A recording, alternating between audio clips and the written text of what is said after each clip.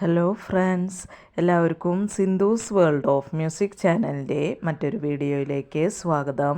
ഇന്ന് നമ്മൾ വളരെ ഈസി ആയിട്ട് തയ്യാറാക്കാൻ പറ്റണ ഒരു കോളിഫ്ലവർ മസാലയുടെ റെസിപ്പി ആയിട്ടാണ് വന്നിട്ടുള്ളത്.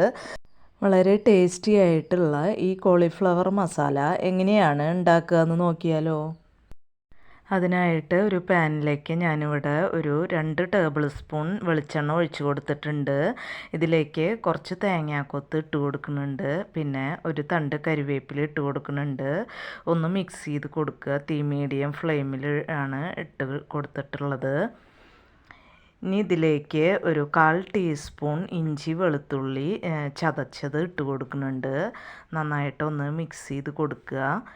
ഇപ്പോൾ ഇഞ്ചിയുടെയും വെളുത്തുള്ളിയുടെയും ഒന്ന് പച്ചമണം ഒന്ന് മാറി കിട്ടിയിട്ടുണ്ട്. ഇതിലേക്ക് ഒരു 1.5 സവാള നീളനെ അരിഞ്ഞത് ഇട്ട് കൊടുക്കുന്നുണ്ട്. നന്നായിട്ടൊന്ന് മിക്സ് ചെയ്ത് കൊടുക്കുക. അപ്പോൾ തീ മീഡിയം ഫ്ലെയിമിൽ ഇട്ടിട്ട് ഈ സവാള നന്നായിട്ടൊന്ന് വാടി വരണ വരെ ഒന്ന് മിക്സ് ചെയ്ത് കൊടുക്കണം. ഇപ്പോൾ സവാളയൊക്കെ ഇവിടെ നന്നായിട്ട് വാടി വന്നിട്ടുണ്ട്. ഇനി നമുക്ക് തീ ലോ ഫ്ലെയിമിലേക്ക് ആക്കി കൊടുക്കാം.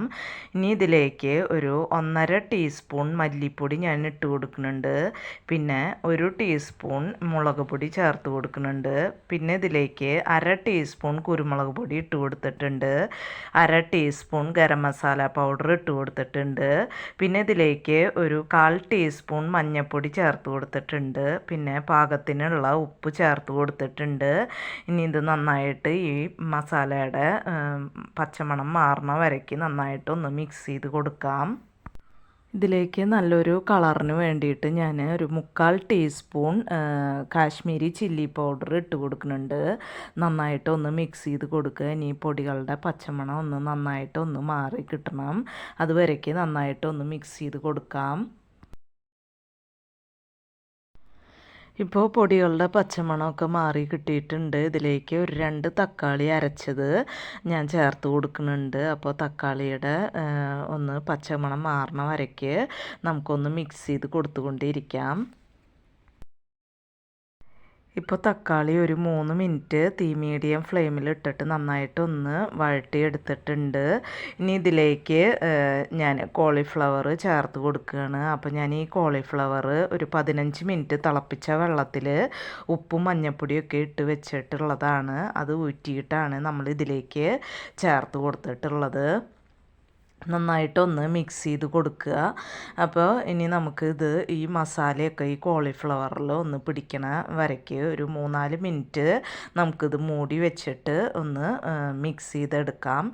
അപ്പോൾ ഇടയ്ക്ക് ഒന്ന് തുറന്ന് നോക്കിയിട്ട് നന്നായിട്ടൊന്ന് മിക്സ് ചെയ്ത് കൊടുക്കണം.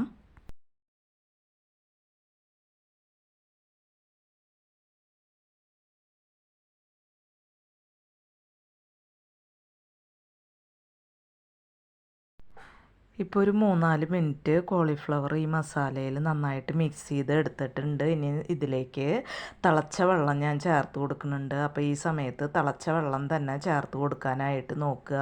ഈ കോളിഫ്ലവർ മുങ്ങിക്കിടക്കുന്ന വിധത്തിൽ വെള്ളം ഒഴിച്ച് കൊടുക്കുന്നുണ്ട്. നന്നായിട്ടൊന്ന് മിക്സ് ചെയ്ത് കൊടുക്കുക.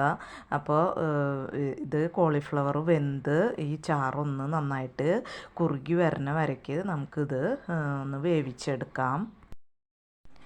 അപ്പോൾ ഇത് പെട്ടെന്ന് തന്നെ ആയി കിട്ടും. കോളിഫ്ലവറൊക്കെ ഒരു ഹാഫ് കുക്ക്ഡ് ആയിട്ടുള്ളതാണ്.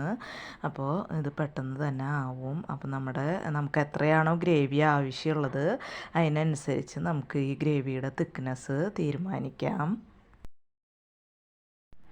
ഇപ്പോൾ നമ്മുടെ കോളിഫ്ലവർ മസാലയുടെ ഗ്രേവിയൊക്കെ നന്നായിട്ട് കുറുകി വന്നിട്ടുണ്ട്. ഈ സമയത്ത് ഇതിൻ്റെ ടേസ്റ്റ് നോക്കിയിട്ട് ഉപ്പൊക്കെ വേണമെന്നുണ്ടെങ്കിൽ ചേർത്ത് കൊടുക്കാം.